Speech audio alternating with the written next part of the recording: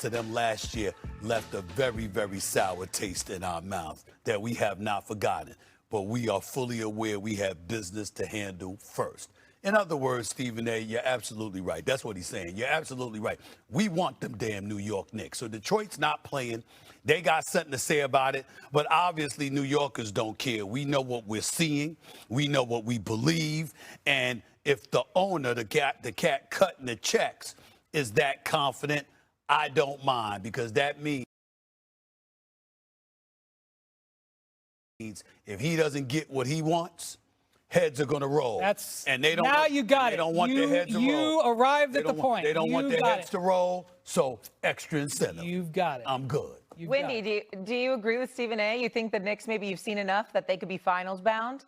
That's a ridiculous thing to say after one game in the second round. But let me tell you what's going on with Dolan right now. I just have to explain it.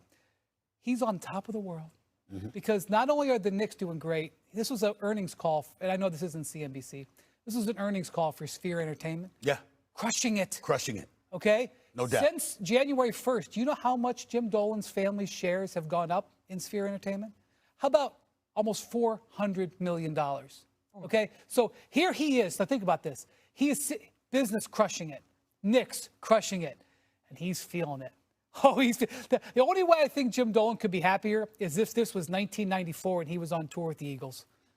Playing with Joe Walsh and Glenn Fry and Don Henley and Randy Meisner. Like, other than that, I don't think he could be happier in his life. But here's the thing. You know. He's now said a couple of different times when he was on WFAN a few months ago with Craig Carton. Now this, he knows he's on a call. He knows everybody's going to hear what he said. I sure as hell hope the Knicks get to the finals, Stephen A. Because if they don't, you know who believes in Shea that they're the odds-on favorite? Jim Dolan believes it. That's right. And so just keep that in mind. The Knicks got to play games tonight. There's a lot more. You got to win 12 playoff games. But it does matter what he believes because he's cutting the checks. I'm taking note. But the checks are coming to him right now. You know how much each playoff game is worth at Madison Square Garden? Anyway, let's put it this way. It takes 12 playoff wins to get to the conference finals. Okay? The Knicks have won 5. They may get to 12, but they have won 5. Just remember that. Okay, not even halfway there. I don't know how anybody right now, Brian, could say the Knicks are not the odds-on favorite to win the conference. Championship's a different story. I don't think they're winning the NBA championship. I still think the Spurs and the Thunder are going to play for the title, and the Knicks are playing for second. Stop it! But they're going to beat Sixers here. They're going to beat Philly. Philly will win a game or two, but they're going to beat them. And they're going to beat Detroit or Cleveland. Probably Detroit. They're going to beat the Pistons. Nobody cares about that 3 games. I love how these guys who are so veteran, who have seen so much in the NBA and pro sports. Yes, Dog, you're correct that they look like the best team today. But everything turns on a trifle. Like, yeah, today they look good. They haven't missed a shot in 2 weeks. They're going to miss shots at some point. Like, it's not going to be a merry-go-round. I'm not going to speak for Doggy. I'll speak for me. I am aware of that. But that is easy to come out of a mouth of somebody who hasn't suffered since 1973. We're going to hold on to this moment. Because it's hard to win three series. I'm just saying, we are aware of this. But that doesn't mean we got to bloviate like you are and remind the world that, you know what, they're eventually going to miss shots. Well, call me when they miss shots. I mean, a couple of weeks ago, you saw me go to hell off. Everybody thought that I was going to have a heart attack or a stroke on national television because I was going ballistic about how the New York Knicks looked when they were down 2-1. And that motivational speech that I gave all of a sudden had the profound effect that I wanted it to have. And the New York Knicks look like they haven't missed a shot since. Damn it, I'm taking credit for it. And if I got to call them out again, I'll do it. Whatever it takes to get to the finals, to be 4 games away from a championship. I don't give a damn if I got to be a ball boy. I don't care if I got to sit up there and lead protest outside of Madison Square Garden. Whatever it takes. This is where it's at. I don't want to hear this, Wendy. I don't want to hear logic. I don't want to hear sense. All right. I don't want to hear any of that. All right. Number 1, let's see at the Garden. That's number 1. Number 2, hell hath no fury like a disappointed Jim Dolan.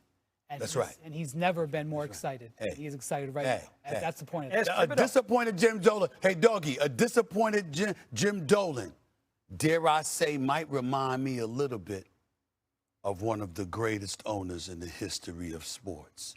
Who's the that? late, great George Steinbrenner. God rest his soul. I love that man. I love that man. I will always love. I'm not down with the family, but George Steinbrenner, I miss that man. The Yankees would not have been since 2009 with a World Series championship if George Steinbrenner was still alive, because we need that. We need that kind of hostility from up top sometimes. Not all the time, not most of the time, but sometimes you need it.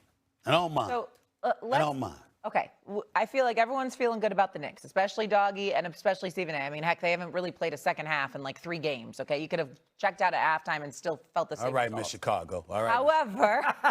However, Stephen A., you hinted at this, that the Pistons are the 1 seed, and Doggy did pride himself on telling the world and telling us all the Pistons couldn't shoot, and they were not living up to that 1 seed next to their name. Well, let's recall that. Remember this from last week when Detroit trailed Orlando 3-1 in the series? I've been telling Steve for 6 months about Detroit, about they can't shoot, where's the secondary offense, and now he sees the light today by telling me Detroit can't make any baskets. How many times have I said that about Detroit this year? 100%. He had Detroit wiping the he loved floor them. with the Knicks. Oh, he loved Detroit. Doggy, you're absolutely right. Oh, you were absolutely right. I still am. Oh, come on, Doggy. You guys are making such a big deal. They beat the Orlando Magic. Time ago in a TV studio in New York, an epic sports battle began. He's a bigger draw than Kobe He's a Bryant. bigger. Yeah. Go to break. I was pitted against a debate opponent who could challenge, annoy, infuriate, and entertain me for years. Zip it, I'm talking. I let you talk. What is into you?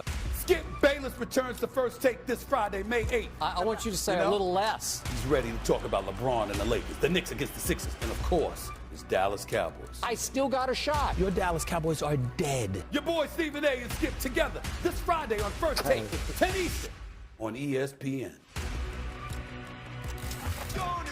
Well, we can't wait for Friday, but how about what the Knicks did already to the 76ers? They beat up on the worn-out 76ers on Monday night to the tune of 39 points.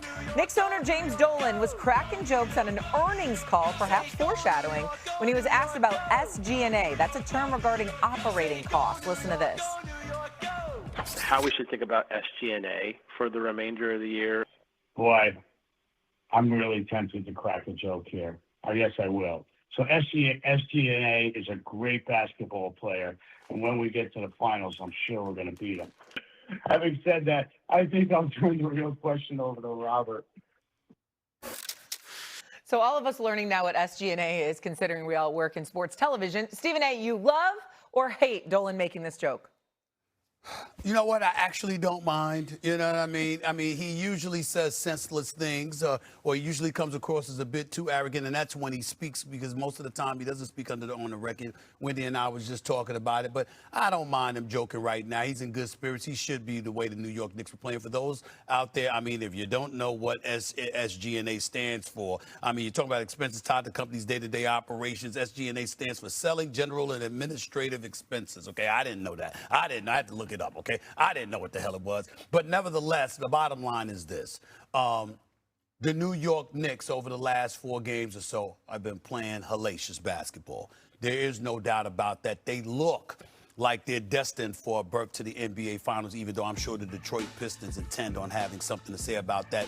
I just interviewed J.B. Bickerstaff on my SiriusXM show the other day, and I asked him flat out, it just seems like y'all want the Knicks so badly. And he said, I'll put it this way. You know, the loss